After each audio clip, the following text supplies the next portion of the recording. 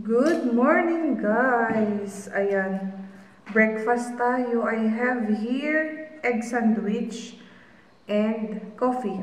Sensya na kayo sa aking mukha. Literal na kagigising ko lang.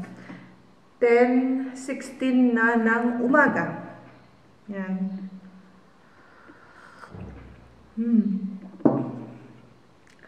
Um, may kukwento ako sa inyo, guys.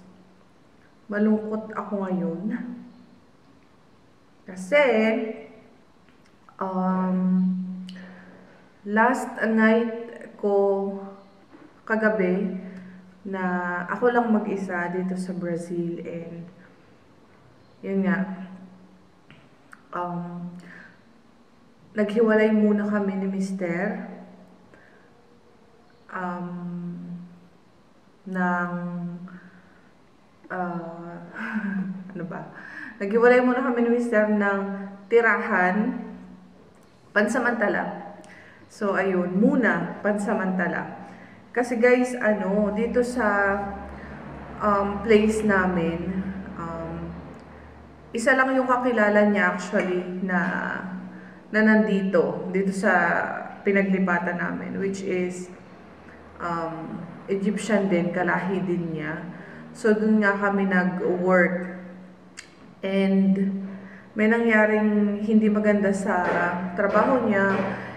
And maliit lang din yung yung pasweldo sa kanya tsaka yung pasweldo sa akin. Well, ako naman every lang pumapasok. 4 times a week lang.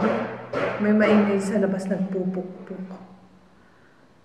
So 4 times a week lang ako pumapasok and then 6 hours lang yung work ko. Si Mr. naman is, nabanggit ko nga sa inyo sa mga previous vlog natin, is 2 shift siya. Tapos, ayun, basta maliit yung bigay na sweldo and pinastop na ako ni Mr. ng pag-work kasi nga, bukod sa maliit yung sweldo is dumadami yung trabaho ko and hindi ko kaya. So, pinastop ako ni Mr. sa work and hindi enough yung sweldo naming dalawa na mag-asawa, lalo na nung nag-stop ako. So, hindi enough yung sinusweldo niya, pang rent ng bahay, pang araw-araw naming gastusin. So, dun sa una naming place, okay yung bigay sa kanya na salary. And kahit hindi ako mag-work doon, mabubuhay kami. So, nag-decision siya na umalis na sa work dito and lumipat ulit dun sa old place namin, which is kahapon nga siya umalis. And ngayon, tumawag siya sa akin, nandun na siya sa friend niya. Marami siyang kakilala doon. Hindi naman marami. Siguro meron siyang 1, 2, 3, 4. 4 na kakilala doon na nakasama na din niya. So, sabi niya sa akin, itatry niya na bumalik dun sa dati niya na trabaho. Kung tatanggapin ulit siya, mabait naman yung amo doon. And kung hindi, maghahanap siya ng panibagong trabaho kasi doon malaki-laki yung bigayan kesa dito. So ako, hindi ako sumama guys, nagpaiwan ako dito kasi unang-una yung aking protocol ID is pinatransfer nga namin dito. So kapag bumalik ako doon, hindi ko pa siya nare-receive hanggang ngayon. So iniintay ko yun bago ako sumunod sa asawa ko doon. Kasi mahirap guys kung sasama ako sa asawa ko tapos magre-request ulit kami doon na ipatransfer ulit doon yung ID. So, magulong proseso. So, anyway, every 2 weeks naman is, sabi ng asawa ko is, uuwi siya dito. And okay lang naman. Okay naman ako dito sa tinitirhan namin. So, ayun, parang iniisip ko na lang is, nasa Manila siya. Tapos, yung work niya is uwian na lang every 2 weeks. Siguro susunod ako dun after mga 3 months. Ganon. Kasi may mga inaasikaso pa rin ako dito. And, yun, sabi ng asawa ko, mag-iintay-intay din daw kami hanggat maging settle ulit doon. Maghahanap siya ng work, maghahanap siya ng okay na bahay, hindi kagaya nung una namin, yung first talaga namin tinirhan na sobrang liit na kwarto lang. So, maghahanap siya ng okay na bahay. And yun, saka ako susunod sa kanya. Sa mga kagaya namin ng mga baguhan dito, lalong-lalo na hindi marunong magsalita ng Portuguese, mahirap talagang maghanap ng work kung wala ka talagang kakilala. Kasi most of yung mga tao dito guys is hindi talaga sila marunong mag-English. Sobrang dami dito na hindi marunong mag-English. Ewan ko ba, basta ang namimit ko lang na marunong magsalita na English dito is yung mga medyo bata-bata na nag-travel or yung lumabas na ng bansa. For example, nag-aral sila sa ibang bansa. Yun lang yung mga namimit ko na marunong mag-English. Pero yung mostly talaga dito, halimbawa yung mga doctor dito, hindi talaga sila marunong mag-English. So, ayun. Kailangan talaga magaling ka dito magsalita ng lengguwahe nila para, syempre, makapag-apply ka. Kami, umaasa muna kami ngayon sa mga kakilala lang.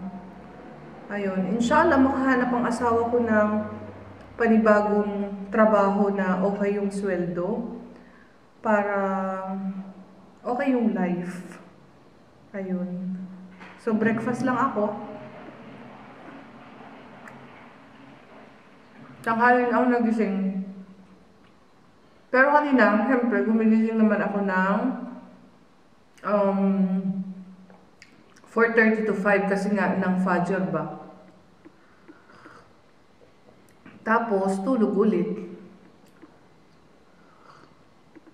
Hey, look at in the camera. I want to see you. Yes? What's that? Who is that? Oh, this Iron Man?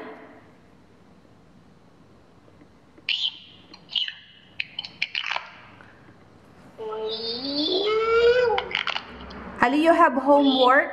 Ali? No homework?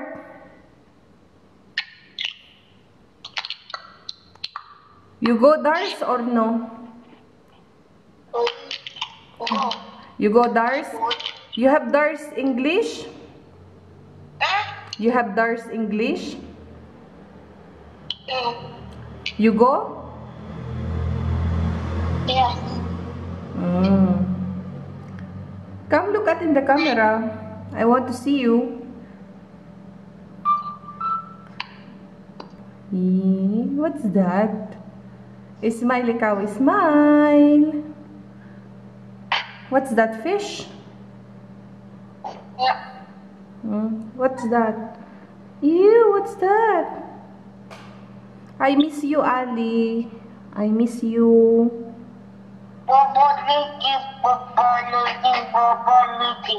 Huh?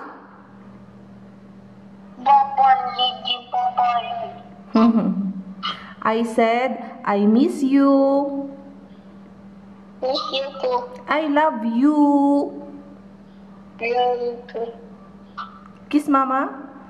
Where is my kiss? It's black. It's black. Yes, it's good. You looks like a duck. Ali, be good boy, okay? Ali? Ali? Be good boy, okay? Okay? Ali?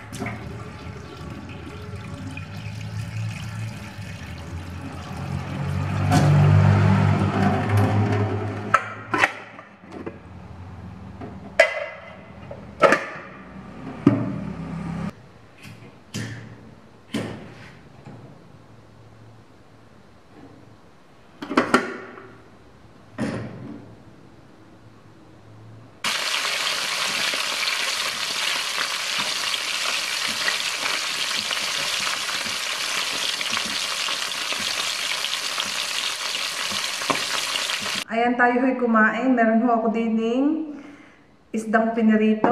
Ari ang aking kanin. At itim na kapeng matamis. Ayan. Alam niyo gaho, kami ho sa Batangas. Kami ho ay lumaking magkakapatid na sinasabaw ang itim na matamis na kape sa kanin. Naku, ay kami ho'y pag ho ang ulam, ay daig pa ho namin ang namiestahan. At talaga namang sobrang sarap ho ng garning ulam, lalo na kapag ang inyong ipapartner din ay piniritong sinaing na tulingan o kaya ho hawot, ay talagang daig pa ho nyo ang namiestahan. Mapapabulos talaga kayo ng kanin. Talaga naman ho kahit saan, arihot ako magsasabaw na, talaga naman ho kahit saan ako mapadpad ay ari daladala ko yung pagsasabaw ng kape. Kayo gahoy nagsasabaw din ng kape. Ayan, inyo hong itry at talagang napakasarap. Kami ho sa Batangas ay sob na nagarni ang ulam. Nako, masarap ako na rin. Ay kayo ay magkakamay. Kaya lang hindi ho ako makapagkamay at bagong luto ang aking kanin ay napakainit. Ari hong isda kong ari ay makarel. Nabili ko nung isang araw. Kain ho tayo. Ang sarap ho.